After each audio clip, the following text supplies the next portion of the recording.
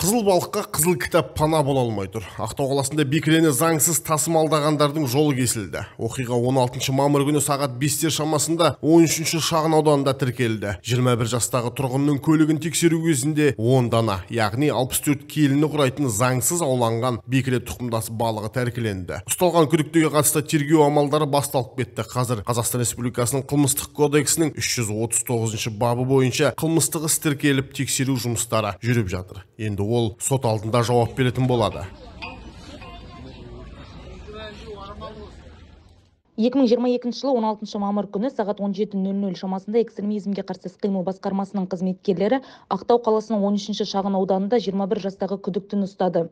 Оған жеке тінту жасау кезінде және автокөлікті тексеру барысында жалпы салмағы 64 келіні құрайтын 10 дана бекіре балығы табылды. Аталған дерек бойынша Қазақстан Республикасының қылмыстық кодексінің 339 бабы бойынша сотқа дейінгі тергеу амалдары басталды.